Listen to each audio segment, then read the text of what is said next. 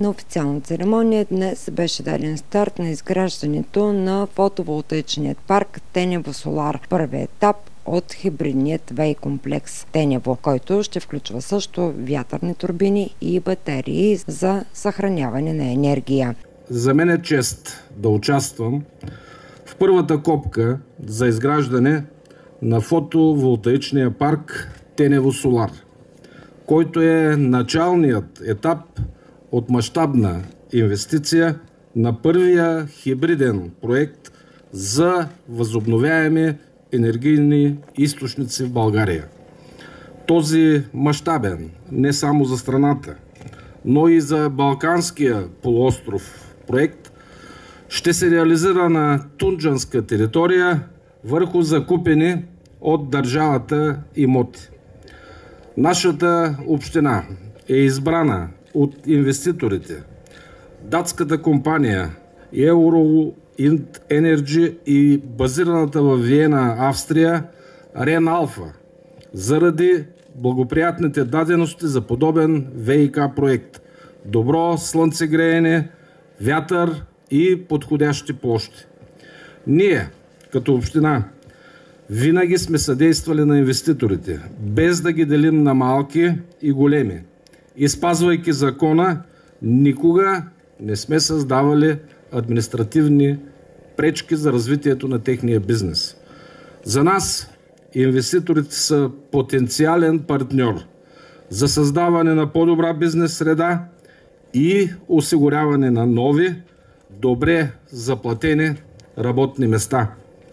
Проектът, който ще се реализира на етапи през следващите 5 години, е иновативен за държавата, защото е в унисон с европейската политика за преход към чиста енергия, за постигане на неутралност по отношение на климата и е ключова възможност за икономически растеж. Вярвам, че тази значителна инвестиция на територията на нашата община ще бъде и положителен знак за бъдещи инвеститори. Не само като добра бизнес среда, но и заради факта, че наличието на такава сериозна електрическа производствена мощност ще бъде предпоставка и за навлизането на други производства. Уверен съм, че в процеса на изграждане на фотоволтаичния парк, вятърните турбини и батерията за съхранение на енергия ще бъдат създадени много работни места за хора от общината и възможности за местния бизнес. Вярвам, че и занапред ще продължи доброто сътрудничество с инвеститорите на Тенево Солар. Успех в изграждането на фотоволтаичния парк и на последващи етапи от тази мащабна инвестиция.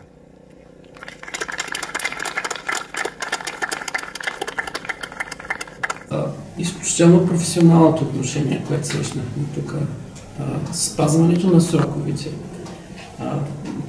третирането по абсолютно прозрачен и равнопоставен начин на всички участници в процеса беше един от основните фактори, за да разширим проекта спрямо първоначалната идея, защото той стартира като по-малък проект.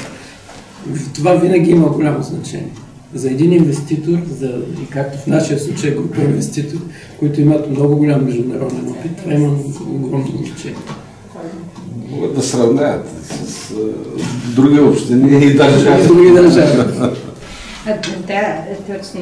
Даже ако мога да допълня, че всъщност ние в България, нашия joint venture има амбициозна линия от проекти. Работим с други общини, затова когато оказваме, че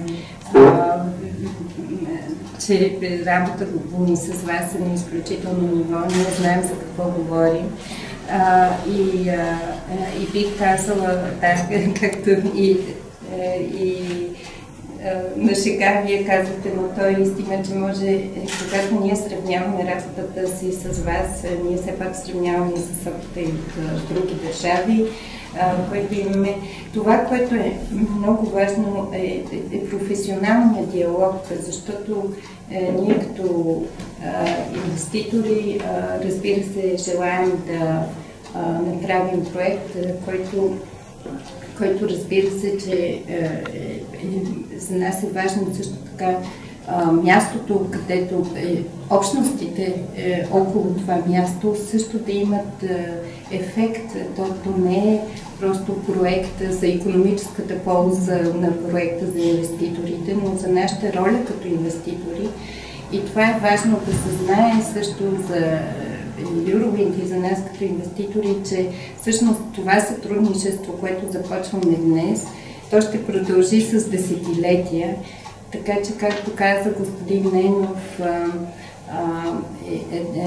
тепърва ще започнем да говорим и за нашата роля във вашата община. Соларният парк ще бъде един от значимите проекти в страната и региона. Очаква се да бъде въведен в експлоатация в началото на 2025 година. И за проект от такъв мащаб, 237 мегавата инсталирана мощност, аз смея да кажа, че това е изключително постижение да стигнем за такъв период до днешния ден, да дадем начало на изграждането на проекта.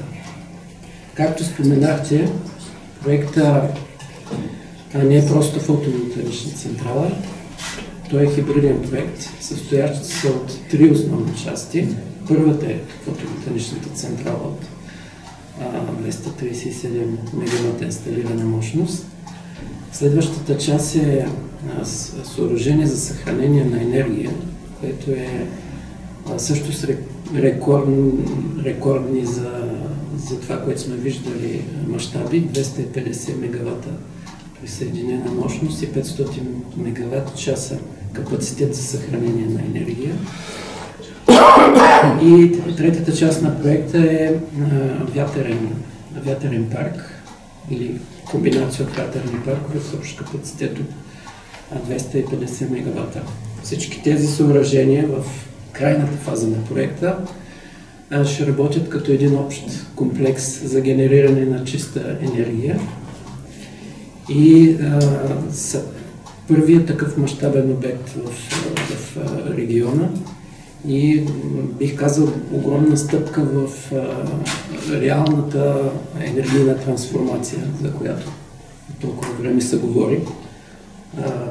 Смея да кажа, това ще е първата истинска реална стъпка в тая посока в регион, който е свързан с дълги години с въгледобива. Особено сме горди, че ще имаме възможността да създадем нов тип заетост, нов тип работни места в региона. Изпълнител на проекта е мултитехнологичен лидер в изграждането и оперирането на мащабни проекти за производство на енергия от ВЕИ с дългогодишен опит в фотоволтаичния сектор в Европа.